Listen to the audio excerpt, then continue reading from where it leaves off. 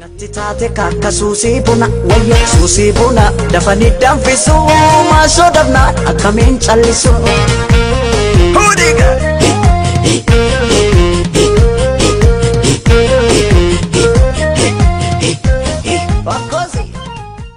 Mucaa makmaaksa tokkoon dhagee yeroo darbe makmaaksa haa ta'u oduu durii hin barre keessummaa itti dhufe manatti keessummaan dhufnaan egaa Oromoon sireerraa bu'eetu keessummaa raffisa.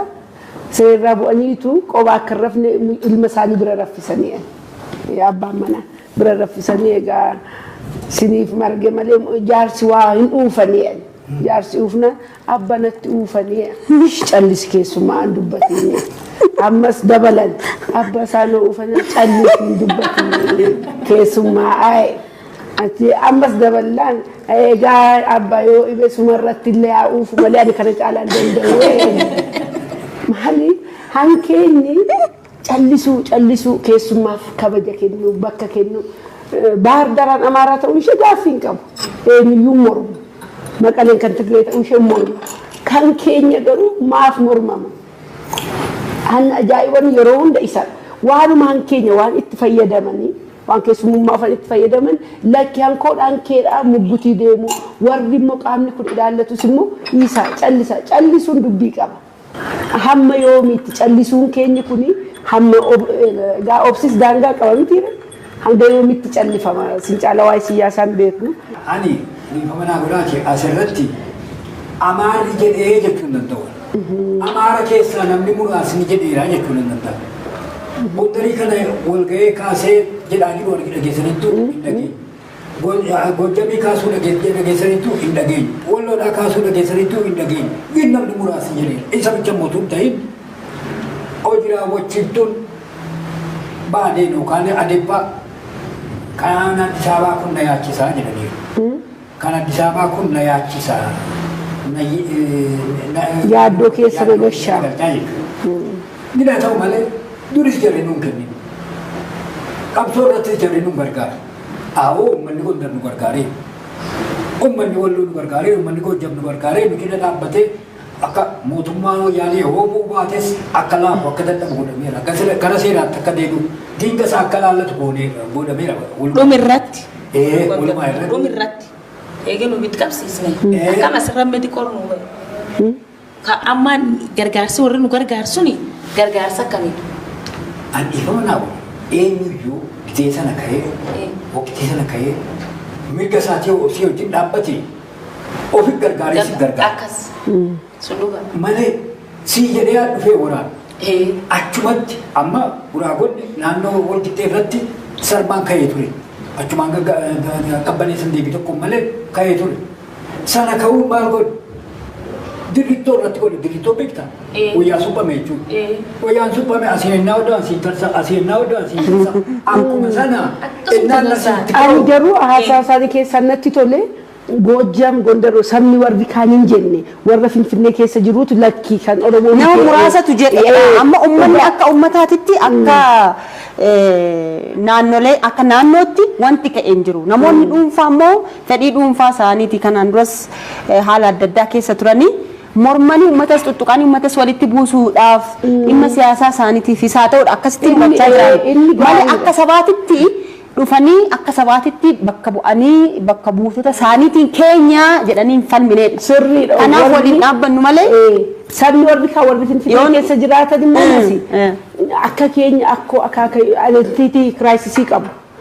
Waa yookaan tikeeta haatee yookaan waa tokkoon hojii gadaanaatii dhufu yookaan baratanii yookaan daldaluu waan guddaatiin miti. Asumatti wal fuudhu maatii horatu. Sababa ijoolleen isaanii akkoo akaakayyuu bakka deeman hin qaban. Uummanni kun yoo waliin ta'e walii gala. Yoo walii gale waliin gala. Yoo waliin taane waliin ta'u. Waliinis hin galu. Bakkee ta'u. Haadha kan barbaachisu uummanni Oromoos uummata saba biraa eeguutu jira. Mirga isaa eeguutu jira. Uummanni biraas uummata saba Oromoo eeguutu jira. Kan hawaasaa irratti dubbiin taane maaliif Finfinnee irratti dubbita? Kanaaf hawaasaa irratti kan kibbaati kibbii hundi wal ga'ee kan hin jenne warra amma Finfinnee kan Oromoo miti jedhee irratti mormu keessaa kibbis keessa jiru uummanni bakka waan uummata muraasaa warri sana jedhu waa hawaasa irratti hin kaafu. Anamma gaaffii Sidaamaa dandee gara dhibbatti. Kanaa jennaan gargar baasanii jibbaa uummata Oromoo ta'e malee akka mirgaattis miti akka seeraattis miti karaa jalatti deeman. Kanaafuu obbo Badru akka uummata Amaaraatti kanan jenne kanumti naannoo Finfinnee irratti uummata Oromootiin dhiigni Oromoo dhiiga kooti jedhee ka'e tokkoffaa achumaan kan qabsoo wayyaanee yookaan yaadi kan deemtu kolaase kaatii uummata Gondarii. Kana jechuun maal? Naannoo Finfinnee irratti mirga Oromoo nan eega jedhee ka'uuni kan Oromooti jechuudha. Kana caala hojiidhaan agarsiiseera. Nu cina dhaabbateera. Ajjeefamuu baatus ka'ee cina dhaabbateera. Gondar keessa, Gondar magaalaa keessatti yaa'ii bahe. Kan duula bahe jechuudha. Kanaaf hiriira bahe. Innaa kanaaf akka uummataatti itti bu'uun irra nurra jiru. Namni muraasa jechuun danda'a. Maal abbaan jaallatee jiru? Ilmaan abbaa tokkoyyuu garaa tokko miti. Kan adda addaa yaaddi. Kanaa jennaan akka uummataatti fudhannu. Ani isa waa biraa dhiisaatii baatee billeessa dubbate. An siluma durumayyuu ennaa Oromoon qabsaa'u baaleen yaadin. Ho'aat, Obbidiyoo, Deedik, kan. Jarri kun ammoo wanaan duratti qabsaa'aa turan yoo dubbatan ammallee waa itti dabaluu. Gin uummanni kana jedhe. Uummanni Gondarii jedhe. Uummanni Amaaraa jedhe. Ammas Walloo irratti wanti ka'e kun jaarsoliin uummata lamaanii ba'ee dubbii kana akka gabaabsinu gochuun nurra jira. Hundi keenya. Dubbii Walloo kanaa eenyu gochuun nurra jira. Mirgi kan Amaaraas eegamu, Oromoos eegamu lachuu akka walitti hin buune daangaa goonee cina dhaabbannee akka aadaa keenyaatti akka aadaa Amaaraatti walitti araarsu tokko gochuun nurra jira kan jedhamu kana isin ibsuu barbaadu gara kooti. Egaa asirratti namoonni hayyoonni akka keessanii siyaasa biyya kanaa beekan bal'inaan baay'eetu jira. Xiinxaltoonni siyaasaa jiranii namoonni bebbeekamoon jiranii maalirraa maaltu eegama jettu meemmas? Egaa eenyurraa jaarsolii hundarraa hayyoota hundarraa wanti kun walitti dhufamee eenyummaa ta'u yaadigiina ta'u abaawaa ta'u adabbaa ta'u eenyumaa ta'u uummata bulcha jennaan tokkummaa uummata Oromiyaa uummata Itoophiyaa eeguu uummanni barbaadu namni barbaadu kan dhuunfaa ta'u budiniina ta'u waan kana irratti hirmaachuu danda'a. Hunda caalammoo dubbii namaa tokko tokko kan jedhamu jira. Kijibni haasa'ame jira. Walloo jedhamee dubbii naa ka'u daseerraa ka'e. Daseerraa naa ka'u Walloo maabar jedhamu kan jedhamu dhaabate jedhama. Walloo maabar jedhamee dhaabbannaan jaraa wajjin Jawaar maa footoogiraafii ka'eeraa oneetiin bittuutiidhaaf jedhan. Alaabaa abaaboo eenyuyyuu qaba. Eenyuyyuu qaba eessayyuu kan jiru. Nuyi fi abaaboo jedhamu eenyuyyuu Oromoon qabsoodhaa ka'ee warreen abaaboo jedhama. Abaaboo kan nu jechiisu maal? Daawud ibsaa deeggarree miti. Gamaa galchuu gurminee miti. Wayim deeggarree miti. Nuyi faajjii keenya kareeyyuu. Oromoon faajjii isaan taphan. Faajjii jechuun alaabaa isa jedhamu kana Oromoon adii gurraacha adii diimaa gurraacha kana qaba. Kun sadan Oromoodhaaf hiikni isaa bal'aadha. Eenyullee kana qabatee dhumnaan cina dhaabbata. Kunis loogaarii nu qaba Oromoon sababa durii kaasee qabu. Gurraacha diimaa adii. Kuni gurraacha diimaa adii oli deebus adii diimaa gurraacha ta'us rakkinni jiru. Haa ta'u malee kun faajjii jedhama. Akka alaabaatti ni ilaala, akka baandiraa bichatti ni ilaalama. Kun iddoo guddaadha, seenaa guddaa qaba. Yoo hiikaasaa barbaade gurraachannaa diimaa gurraachannaa jennu maal? Ijoollee adda dhalattee ijoollee xixiqqoodhaa gara isin deemte iddoo isin itti guddattu hin beekamu ammallee kan seetu kana jechuudha. Hayyoota taamoo, dooktara taamoo, maal taamoo hin beekamu. Kana jechuudha. Diimaanoo isa amma keessa jiran, isa amma hojjetaa jiru, isa amma nu asitti hojjaa jiru, waliin dubbataa jiru, irratti qabsaa jiru kun isa diimaa sanatti fakkeeffamu. Adiinoo jaarsa isa qabootiiti mataa adii isa hundayyuu argee tokkummaadhaaf uummataaf dhaabbatu uummataaf iyyuu uummata du'aayii godhu rabbiin kadhata. Kanaaf nuyi akka baandiraa bichatti tun ta'e akka sloogaanii fakkeenyi uummata Oromoo. Kanaa jennaan eenyuyyuu kana jedhamu uummanni Walloo akka nu beeknu harki caalu eenyu. Amma eenyu irratti barana amata guutuudhaa fi amata ga'eetu Allamaataa irratti sibsabaa ture. Siyyuum Masfin, Taaddasee Dinqishuu, አቶ ጌታቸው አምባይ አቶ ጌታቸው አሰፋ ኤሌክትሪክ ከመኒ አስራት ጌታቸው አሰፋ ኢላንገርቴ አቲ አቤ ኢላንገርቴ አቲ ነምጭሱ ወልይ ደግሞ ረብራ ተከነቢ ቶኪን ገሬ ያዴ ሰንሳን ዶሌ ምንትም ይዲን አርጋማ ዲ በከ ተከ ደጃለት እንደሙ ማለት ደኝነት የሆነ ወሳ ማለማ ቱሲን ጀደ ወርማ ምታይ ታይሩ ከዛ ከነከከነ ሙለን ጅሩ ቱረኒ አይሳ ኩን አዳ አይደኒ ይሆና ዋንጀት ቤካ ዋንጀት ሞቆ ባሳ ነው ጀን ኦሮሞን ከሰጀራ ማለት ከሰጀራ ሱማሌን ከሰጀራ ትግሬን ከሰጀራ ግብስ ጉራጌንስ ኮንሶንስ ከሰጀራ ወልማን ጀተን ወልማን ቆባነ ወልማን ፖላሰን ወርካ ሄዶ ከነ እኒ ኦገና Alisti bi. kana jennaan eenyuun keenya iyyuu kan beekuun nurra jiru kan achi keessa ture hariin keessa jiru. amma haaromneerraa badii keenya kaleessaarraa baranneerraa gara fuulduraa uummataaf hojjennaa jedhaniiru. Miirri badiin jira. Jarroon jenne abiyyitu jedhe malee dooktar abiyyitu dhiifama godhaa fi dongorra meera maal godha meera jedhe. Seerri akkasiin jiru. Dura akka Afrikaa kibbaarratti barbaadan. Akka Afrikaa kibbaarratti abbaan jaarsi biyyaa yookaan abbaan seeraa akka ta'u. Dhufanii hojjannee irraa hin hojjenne jedhanii tokko tokko naamanan. Naamanan hin fulan. Dhiifamna godhamuus hin danda'amu. Beenyaa kaffalamuu malee summanni buusee kaffaluu hin danda'amu. Jarroo ammoo wanaa waa tokko wanti hojjanne hin jiru jedhanii. Amma interview tokko bareedu tokko abbaa isaa hayyeen kenni dhagayeedhaan argeedhaan. Hedduu ishee interview bareedu akkam jaalladha. Amma itti gaafatamtu waan darbe jennaani itti gaafatamnaa kan itti gaafatamnu numa hundatu waliin itti gaafatama. Garuu isin Geetaachoo Asaffaa isin argitu seera jalaa yookiin bakka jiraatan dhabamanii akka hin taanes egaa nuuf himaa jirtu. Kanaan dura isin ministeera daldala biyya alaa turtanii. Kana malees immoo gumruuka Itoophiyaa kana keessatti iddoo garaagaraatti hojjettaniirtanii. Gara Harargees, gara Tigraayis, gara Kaabaa jechaadha. Akkam duroomtaniirtanii? Siraaskaajiin ture samiin misraa kan jedhamu yookaan immoo walloo saba irratti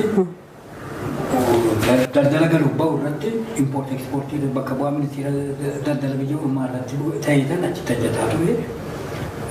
Achirraan naan ka'ummoo booda ministeera Taaddasee tokko wal dhabnee sababa sanaaf jennaan bilbilee lafnaan an achiyyuu ba'ee booda gara gumrukaatti jijjiirame ministeera maallaqaatti jijjiirame achi ka'e immoo gumruka keessan ture. Gumruka keessa eegan ture yaadi galee innaa galu booda bahaa Itoophiyaatti gumruka qaxanaa gumruka bahaa Itoophiyaa keessatti siraaskaajiina godheedha ergee. Eenyu mallas? Mallas akkuma kana mootummaadha akka jennutti mootummaadha kan na ergee achitti naannaquu waliin taane namni tokko wajjin warra taayitaa qabu wajjin waliin taane. Kunuunsa kabbadeessi ministeera deetaa maallaqaa ture kan gumrukaa jechuu isaa isaanis waliin taane obbo Samooraadhaa wajjinis waliin taane haala sanaatii jennaan achi na kaasanii Tigraayitti na eegatu. Chini wayii. Isan hojjeta dargii turtanii haabbi. Isan hojjeta dargii turtanii na asirra dhiifama. Mallas faan hojjesi fudhatanii gara hojii isaanii dhuftu kana wama singoone. Amma waa tokko sitti immoo jara jala wanti darbu hin jiru. Abbaan mallas maal jedhan tarreessitu kun maaqsa tokko natti maniiru. Akkaniitu abbaa mallas bara. Maal beeku gaafa hidhamanii nanni Tigraayitti gaafa Tigraayitti hidhaman abbaan mallas nyaata geesseefii jira nutti musa. Hawwaatna kaabahamamaa asmii ta'uun cinaan jiran. Maal jechuun? Hawwaat keenya jechuun. Tisiisa keessaa lafee baafti. Tisiisni lafee qabdi. ግን ህዋተው በርባድ ቲሰቴ ሳላፈ ባፍቶ ፈከን ነው የሚለው እናንተ ገለጡ ጭሚና ሰሙቲ ምትገሉ ተንኮሊቲ መለ ጭሚና ሰሙ ቀባተኒ ነሞታ ኦል በረከን ደንዴታ ዳቀበ ይቻላል ወል ማገረት ተንኮሊ ማ ዲኖ ዶዳርጊቱ ጉራክ ሲንጀተ በቃ akkasaan jedhani mammaa sakan ijooluma warra tigiroota saayiba kootiinuu akkasii isinee gata gasee achi keessanii balaanis rukute malee uummanni Tigraay innasii bareedaa jedhanii itti himan ture. Inna isaan achitti akkasaan jedhanii of eeggadhu jedhan akka ita maskaramii fulbaana 21 yookaan maskaramii 21 achitti gaale. Maskaramii 27 xalaan barreeffame Tigraayitti. Namichi kun akkas nama balaadha. Of eeggadha ordofaati tarkaanfii barbaachisu itti fudhaa jedhee wando san kabbadee ministeerri eettaa mahallaqaa bulchiinsa Tigraayitti erge. Akka ixaa namni keessa jiru jira isii sana kooppinaaf jedhe. Jarummaan. Jaruma wanti Tigree odeeffannoo kennaniif. Aysee kooppii argadhee kan jedhu asittis na duukaa jirtaa jedhee kan booddee aduu dammaqee siluma tokko rabbi na eegin jedha rabbi na eegin jedha ammoo ofii kun barbaada ofan eega waan malle keessa malaan maltummaa waan adda addaa keessa kan galle inni sitti kaasuu barbaadeessa sila jettee jarri kun ennaa iddee tokkotti si erguu jedhanu hunda galmee kooda kanii mana gumrukaas ministeera daldala biyya ormaatiis galmee koo godhatanii callama jarrii kaaniin ergan eenyu namichi kun eessa deemu akkamitti eenyu wajjin maal dura naan filatamee naan achitti galu kanaan gammada anis kanaan booda achi naan achi dhaqee wal dhabne naa jennu wali coba dari finance biro dah ini kau cakap. Dia satu kan jadi mujira, nabru kan jadi mujira jadi pun pulang. Bodoh untuk sana sih kaya tu kaya citor kaya mu amane mama maka Tigray tu kaya citor ada be. Andi ya kana Tigray jadi aku mat agak sahaja kinan jalan dah. Nagar kin jarak kana jadi lah naga agak sahaja pada hari le ma jadi kan di pasal di sana gak pasal.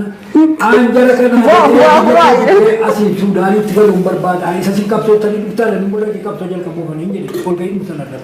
Mula sekap beri nak tidak dia. Eh? Bodoh sana mana tahu ni, alag-alag bayin mati. Apa jadi ni kita kerja. Ini kita jadi berbat.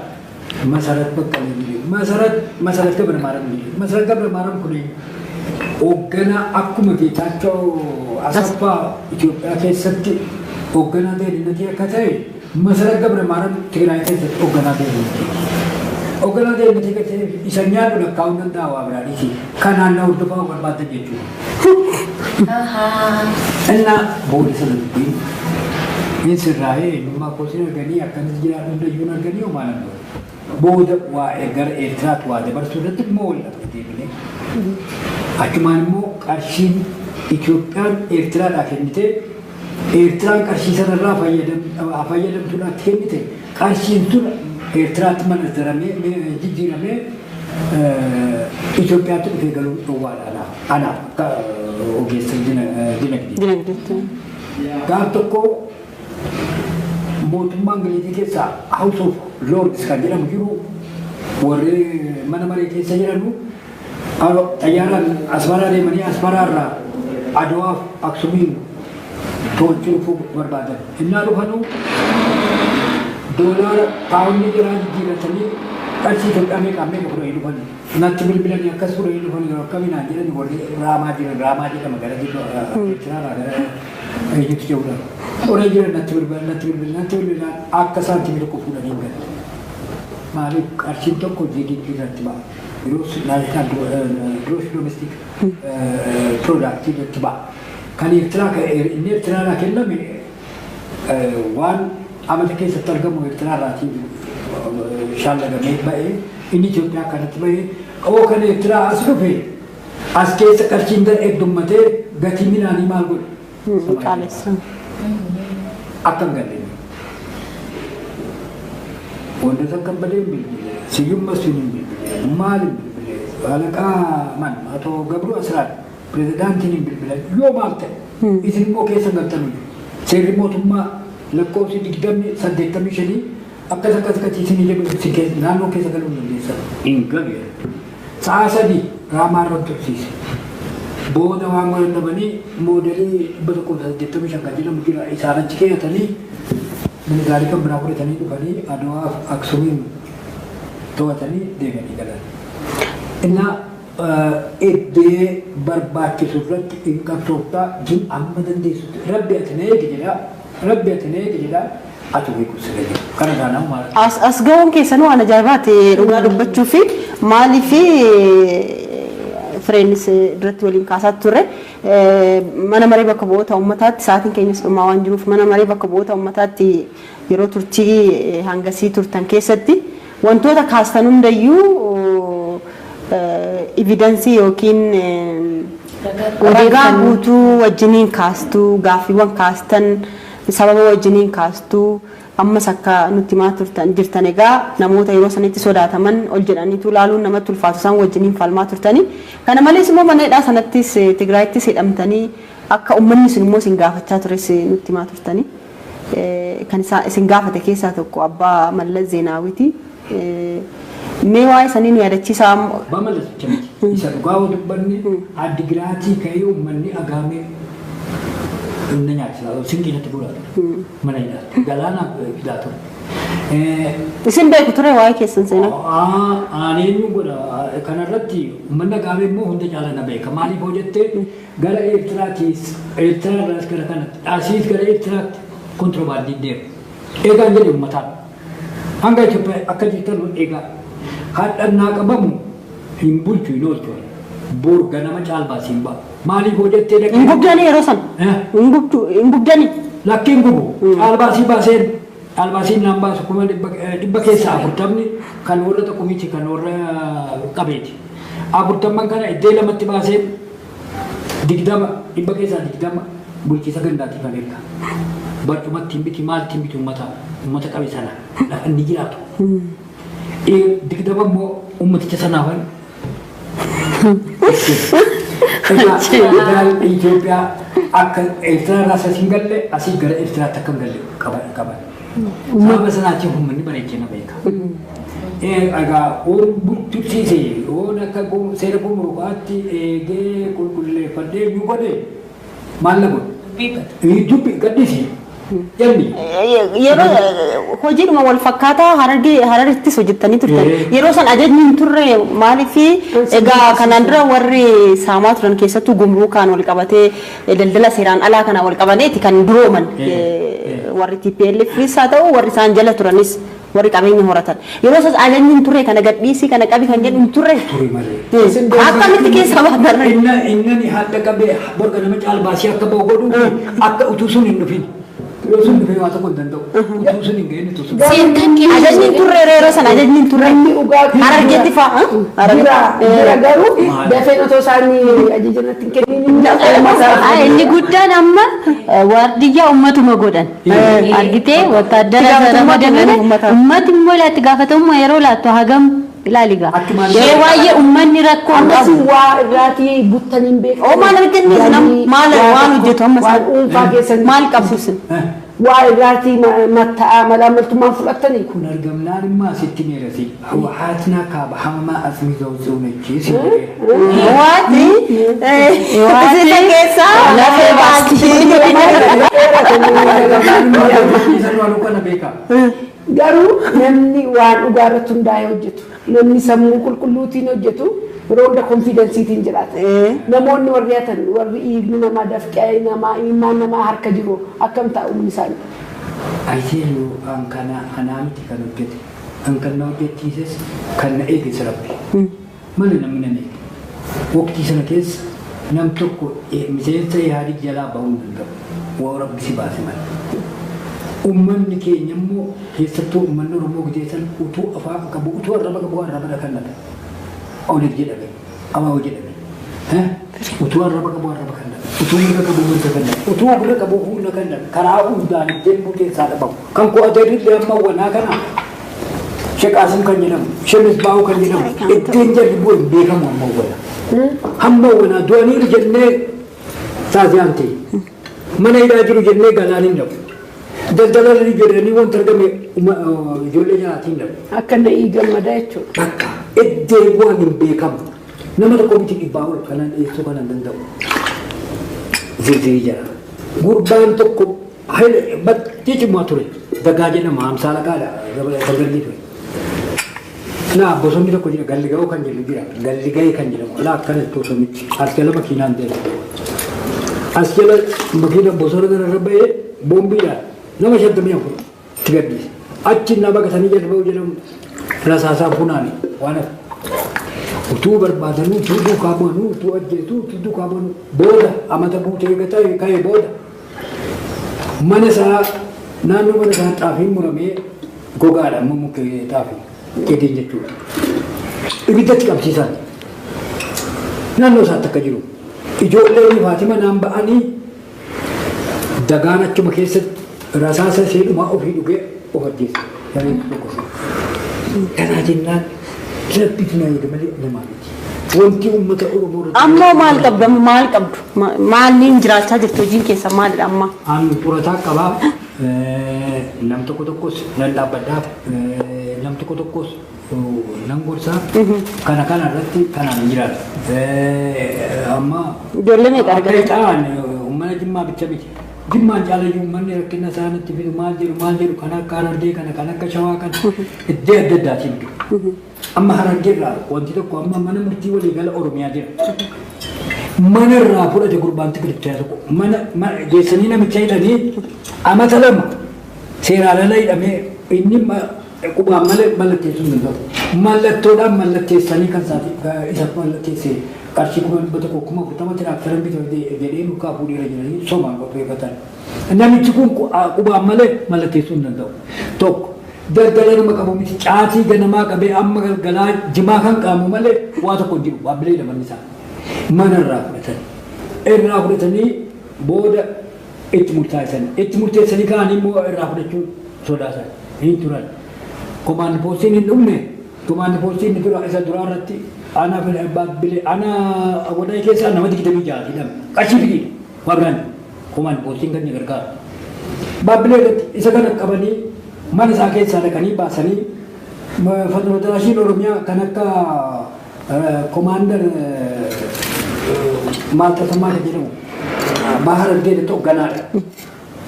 Inni kan akka tamasgeen kan jedhamu dhaqanii mana isaatii fuudhanii meeshaa jiruanii fuudhanii iddoo jalgaan hin beekamu poolisii kennee jedhu poolisii wanti kenname hin jiru kanan dhagaya achi dhaqee. Ajjannaan dhaga'uun namicha kan naa isa dhaga'uun maalan godhani hidhamuu isaan dhaga'ee akkasitti qabamu akkamitti hidhamne as dhufeetan Siraaj Fargeessaa ture ministeera raayyaa Siraaj Fargeessaatiin soddaan koo hidhameera. Ana argee fuchuu miti eenyuyyuu hin beeku. Soddaan koo hidhameera kana baluu jedhamu manni irraa fudhatameera akkas godhee shaambal Abbaay Balaachoo kan jedhamu akkas godhee jedhee itti dhiyeesse. Koreen naa ramadame. Oromiyaa Poolis Komishinii deemetan Ibraahimii fi obbo Addisuun nama gaariidha. Isa biran deemu inni immoo koreen naa ramade. Namichi sun Tigiree Salamoon jedhamu. Amma lafa kanarraa fudhachuu geessanii naannoo hidhee jara kana qabsiisuun dhufee jara kanatti asii koreen ajajame baabbilee deemi laali egaa bahar argeetti argamu bahar argeetti hoogganaan raayyaa jeneraal Kadir jedhamu isaan bira deemi isaan immoo shaambal Salamoon kan jedhamu ajajan agamee eenyu godhama maal jedhu deemtu qabaa'u jedhu deemtu maal jedhu deemtu utuu kana jedhanuu yakka jaatti fidan ja'an kilibatan. Kanaaf uummata akkanaa kanaaf isin dhaabbattee jechaadha ogummaa seeraatiin. Saantima tokko kaffalchiisuu ofii kootii ballaqa. Mee warra akka bakka gumruukii jiranuu bakka maallaqaa jiran kana amma mootummaa ammaa kanalleetti wanni akka duraaniitiin mee maal dhaamtaafi akka kan akka taanuufi maal dhaamtaafi. Ani wanta naamu waa biraa miti. Eenyullee tokko rabbii na sodaatu lammaffaan uummata isaa sodaatu. Rabbi jiraannaan uummanni duukaa jiraannaan eenyullee isan tokko ibidda keessallee bu'ee oo darbatanii buusanii akka nabiyyu Abrahaam alayhi salaam akka isaanii nagaadhaan ibidda keessaa ba'uu danda'a. Kanaa jennaan eenyuyyuu ibiddatti akka hin galle ibidda kijibaan keessaa mukatii ba'uu danda'uu fi akka uummata kana dhaabbatu kan jira gaafa. Eenyu dinqisiifattu amma warra dhiyeenya gara aangootti dhufan keessa namni garaas hin ga'u eenyu? Ani gadduu an argaachuuti. Gadduu an Akkamitti? argaachuuti. Isinitti hima. Nama. Ani immoo anaan jettuun see. Kaarra sanii Gadduu an argaachuun uummata maaraa bichaaf miti. Uummata Itoophiyaa sana dhaabbata. Ergisaan bu'anii miti Waan jiran itti akkas saayee ta'e. reediyoo irratti waa'ee Oromoo haasa'ee dhaga'e. Waa'ee uummata biraa haasa'ee dhaga'e. maal jedhan? Waa'ee uummata Oromoo irratti maal jedhe? Uummanni Oromoo kunoo buraayyuu irratti akkana rukutee maal jedhee akkas godhee akkamitti jaluma jettee teessee laaltee jedhanii gaafatan. Gadduun maal jedhe? Uummanni kun amata 200 nu danda'eera. Umtaa uffannee deemnee umtaa surree gabaabdu kan uffannee deemnee abbaa qabeenyaa taanaa jirti. Lafa isaa birii tokkoof shilingiin binnee 30,000 40,000 gurgurraa. Deemnee ginzabanyummaadhaan nu qaxarinnaan jedhu hin qaxaru. Uummata kana akkamitti kana danda'uu dadhabna. Ammoo deebisanii immoo isaati irratti gaafatan waa'ee asoosaa. Buqqaatota. Buqqaatota. Na jedhe gaafatan isin amaaraa immoo Itoophiyaa dhaabbattan jedhee. Itoophiyaa dhaabbattan jedhee. Maayuu kana kaaf ture. Meeqa uummanni amaaraa kan buqqa'e. Nun beekisu beeka. 1,000 caalaa jala ture. Hin caalu si beeka. Egaa uummanni Oromoo meeqa buqqa'e? 1,600,000. Ani utuu Oromoon hamma dura utuun qarshii argadde dura isa 1,600,000 gargaara sana 1,100 jala dhiise. Achirraa kaasee immoo uummata kana cina bicha dhaabbachuu bicha miti. Oonni na waraanuu dhufellee maal waraanuu dhufellee ani waraanaaf kalaashiin hin baadhee ittiin deemne. Qurxummii xaanaa keessaa baasee tana affeeraa. Kanaan hin geggeessaa uummata Oromoo. Kanaaf achumaan immoo uummata isaatiif waan guddaa jedhe. Nam tokko jala keessaa maqaalee waamu hidhannoo hiikkatu amaarri Oromoon jedhe. Oromoon hiikkachiisan. Keessattuu Boorana halkan manatti galanii jara hiikkachiisan televizyiiniin argina. Ni naannoo Amaaraa maal jedhe? Hin hiikkachiisu. Akkamittiin hiikkachiisu? Hin hiikkachiisu. Isanni sangaasaa gurguree lafasaa gurguree hidhatee miti. Utuu magaazina mangistii mootummaatii baasee hidhachiisuu hiikkachiisu. Maal barbaada kana caalammoo namni bulchiinni tokko nam tokko yoo kana uummata isaatii ta'e yoo kana sii dubbate yoo kana abukaatoo sii ta'e kana caala foon isaa gorraatee nyaattamoo. Dhugaa nama dubbatu jaallattu isin gabaabumatti. Namni dhugaa dubbatu immoo waaqni bira jira. Waaqni bira jira milkaa'a. Kanaaf sinirraa waan guddaa Sababii irra garuu gaaffii takka gaafachuu barbaadeen ture itti baay'isee garuu. Gaafadhee minni daqiiqa kadhanna. Innis amma wantootuma jiran kana isin egaa muuxannoo guddaa qabdu. Mootummaa Haayila Sillaasee irraa kaasee nama siyaasa biyya kanaa beekuudha. Warra amma dhiyeenya kana aangootti dhufan kana laaltanii otoo akkas ta'ee jettanii yaada sitti muuf wayis mariisisuuf warri dhaqanii dubbistan aangoota mootummaa naannoo Oromiyaas haa ta'u kan federaalaa jira wanti yaaltan. gorsuu kan barbaadu. Kun dogongoraa. Kana ta'e tanii garaa sin quuqee. Midhaan tokko nyaachuudhaaf yoo midhaanichi ookaan fooliisaa ookaan ijaannaa laaltu oo bareeda si ta'e gunjaata. Anamma waan hin gunja'u qabu. Jarri si yaadig turan. Jarri sun si yaadig. Yaadig guddaarraa yaadig xiqqoo dhufe. Kanaafuu nama quubsee irratti godhuu jechuudha. nama quubsee irratti beeku akkuma isin jetta afaan koo gogu. Bishaan afaan keessanii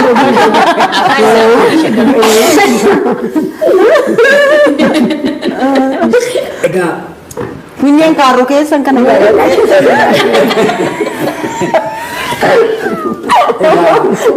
nam tokko innaa gamaa ilaaltu oositti bareedetti eenyu goota. Tokko fuuluma isaarraa eenyu goota. Fuuluma isaa midhaansi qubsu deemsi qubsu hiriirratti beeku jettee seenu waan si qubsu achirratti argitan. Ana lakkina guddaa jira. Amma uummanni Itoophiyaa akka jiru abalu maaliif hin deemne abalu maaliif hin deemne Tigraayitti Maqaleetti dhaqanii galanii akkas ta'anii isa asiis maaliif hin hiine sadhugaan sitti mamma kaleessa waa tokko ulfitaa waliin lan gurbaa tokko wajjin asii innaa mallas finfinnee irraa sin ari'atu waa tokko hin xiixne amma xiixxaa hinaan jedhe abbaan illee ari'atu bullee kana argachuudhaaf hin deemnan jedheen deebinee akka dhufu beekna kan immoo finfinneetti Oromiyaa mana caffee Oromiyaa kan deebiseen qindoomina Oromoon naanni haarii sana Ihadigiin qaxxaa'u akka jiru filannoo naannoo filannoo amma danda'an waatanii wanti kun nu jalaa baateetti kanaa jennaan halkan keessaa sa'aatii 9 irratti I tell you muummeen ministeeraa Mallas Zeenaawiin halkan keessaa sa'aatii 9 irratti as tokkaa sibsabaa kaabinee waamanii halkammu Kan qixxee isaa sadan. waamanii waan kana keessee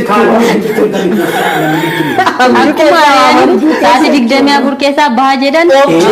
tattamaan moggalaa jedhan kana maal digdamii guddaa lamatti yeroo qindoominni moomeen ay biyyittiin abbaa qabdee la ugaatu lafa nafsiisa namni takka ofuma bahaye amma qindoominni moofenna lakki biyyittiin abbaa qabdee immoo Silaa ijoollee namaa kanuma keenya saamee turan. ummatichi maal godhe gaa filannoo irratti akka ummata beekaatti naannoo amaaraa irratti mana marii amaaraa qabachuudhaaf nama lama noonqate utuu filannoon keessan deebi'amne nama lama bicha noonqate amaaraa keessan qabachuudhaaf. sana fuulduraa garuu dorgomuu barbaaddu si Gaaffii kiyya ture. Akka filannootti argaa dorgomuu yaadni kana ugaa amma dorgomuu barbaaddu saala mircaa'oo ta'e nan dorgomu mircaa'oo ta'e hin dorgomu. Akkam gannii abbaan humna furdaa qabu yookaan qicaa foon isaa walii galtee guddaan fudhate isaadha galcha. abbaa guddaa kaffalee guddaa fudhate isa kana inni amma wanaa ture qicaa malee mircaan hin ture abbaa meeshaa guddaa qabu abbaa humna guddaa qabu abbaa deemnati guddaa of harkaa qabutu hidhee fudhata kanaa jennaan isa akkasii taanaan hin galu filannoo filannoon dhugaa seera qabeessa taana amma booda appilikeeshinii filannoo jechuun dhiyoo wanni Obama Foundation tokko irratti arge appilikeeshinii ajaa'ibaa jira kaa'amma akka biyya laa Afrikaan ittiin dorgomuuf ammalee hedduu ajaa'ibaa tolchee jira jaarsii yaabbo waaman jechuudha. Kanaafuu atuun hin danda'amu yoo wanni sisteemii sun dhufe Abba Badruun tolchee paarlaamaan Huseenaa jechuudha. Garjimmaa Dijitaalii jedhamaa jira. Kan isin dhibu har'a. kanan sitti mu barbaadu maal ilaa seerri dabaan durii sirraa hojjetame aanaadhaan bakka bu'aan kan eenyu godhamu sirri miti seerri mootummaa namni 100,000 nama tokko akka filatu jedhu iddoo tokko 3,000 filata iddoo tokko 200 filata seerri akkasii sirraa hojjetame jira. Yeroo waa'ee filannoo Amma namaatiin namni filatamuu jira malee aanoo maqaa aanaatiin inni namni 30,000 keessa jirus inni namni 100,000 keessa jirus wal qixa filachuu ni danda'u. Isa iddoo uummanni xiqqaatetti aanaa 2-3 tokkotti bakka bu'aa gootu. obbo Badru akkanaa goonu waa'ee filannoo yeroo biraatti deebi'u waa'ee filannoo yeroo biraatti deebina yeroo biraas keessummaa keenya godhachuu dandeenya. Egaa obbo Badru Adam ogeessa seeraa fi akkasumas immoo dinagdee yaada bal'aadha kan nu kaastanii buna dhugaa keenyaani bunni akkam bunni kosinitti tole. Ay bunni waan abne. Ay ibsa gaarii argatta akkasii. Sirrii filatu. Maali akkasitti haadhiisa. Egaa warri daawwatanii hin qabdeen Siya dubartii lammeeffattee isinin aartanii isinin lammeessee kan lammeeffates lammeeffate garuu egaa isaan ragaa naa baaniidhaan isinin macallistanii ulfaadhaa guddaa singalateeffannaa egaa buna dhugaa keenyaadhaa kanumaan xumuraa torban immoo funyeetu buna daffisa mee buna funyee immoo ilaallaa waan jajjaboodha kan nu kaasanii wanti jettan daqiiqaa tokko tokkoon wanti isaanii jettanuu jiraatu siniifaa kenna. ani waan gaarii sin faana ooluun keenyi carraa qabna akka laayibirariitti akka manguddoo Oromootti waan guddaa sin irraa baranne umurii keessa nuuf haa eegessuun jedha. Abba Badruu Adam horii bulii deebansiinennaa istuudiyoo keenyatti argamte qophii keenya dhugaatanii nu kabajtee namni guddaan gannaa ganga'u nu bira dhufuu keessanii fi fayyaa ta'ii yeroo biraallee wal agarraa inni abdii qaba. Namni dhugaa qabatee deemu yeroo hundaa uummata fuulduratti ofitti amanamummaa cimaatiin akka dhaabbachuu danda'u sinirraa baranneerra guddaa galatoomaa nu jiraadhaa umrii dheeradhaan jedha. Rabbi sana jiraachisu walumaan rabbi nama jiraachisu. Egaa mee nu eebbisaati buna keenyas xumurree bunaaf nagaan dhabinaa jenna. Eebba keessan fe'e. Bunaaf nagaan dhabinaa. Bunaaf nagaan dhabinaa. Jiraadhaa. Ilmoo argaa. Ilmoo ka'ii rabbi sana argaa. Kan biyya Oromoodhaa dhaabbattu kan isinii dhaabbattu rabbi sana argaa. Biyya ta'u durba ta'u. Uummata isaatii kan biyya isaatii dhaabbatu rabbi nuuf kennu. Rabbi isinii kennu. Biyya sana guutu. Guutuu gee guutaa. Bareedan dhugee bareedaa. Bal'aan nyaadhee bal'addaa. Rabbi mana keessanii fala keessan isin guutu. Irraaf jalaan fuulduraaf dudduubaan bitaan mirgaan rabbi isin eegu. Garaadhaa keessa jirtutti rabbi kanaa hundaan isin eegu. Egaa daawwattoota keenya qophii keenya buna dhugaa immoo torban torbaniin dhimmoota garaagaraa irratti keessummoota affeerannee